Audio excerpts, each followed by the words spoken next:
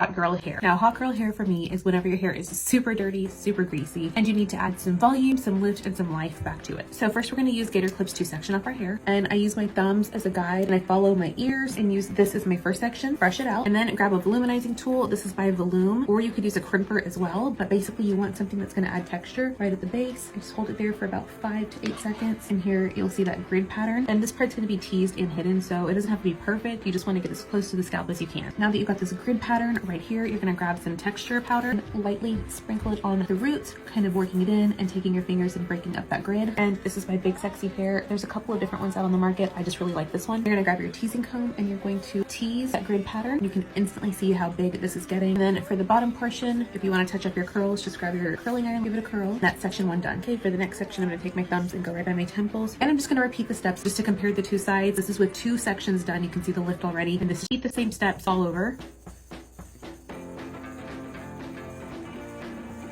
And now once we section off hair right around the brow area, I don't want to add too much texture to the front because it's going to show. So what I'm going to do is split the section in half and start texture behind here so that if for some reason this shows, you don't see that crimp pattern, just like directly behind the front piece. And just a quick tip with teasing, I just like to go underneath so that the tangly portion doesn't peek through my hair. And you just look at that lift. For the crown, I like to section this off on its own and then grab some dry shampoo and take this top and then section this in half and only add texture to this part so that the grid pattern doesn't show.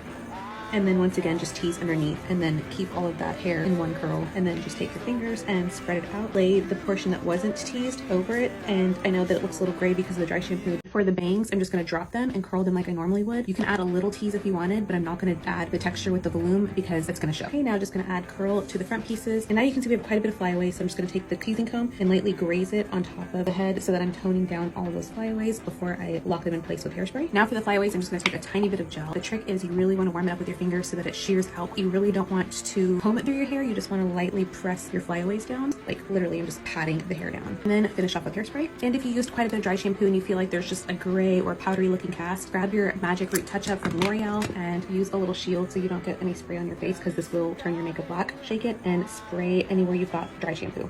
And it'll just kind of bring your color back to life. Okay, and lastly, finish off with some type of oil or shine spray. The Kenra Shine Spray is my favorite. And then just kind of like spritz the ends and this just brings it back to life. And that's it. This is exactly what I do to get hot girl hair when it's dirty, when it's greasy, when it's flat. You can bring it back to life doing exactly what I did.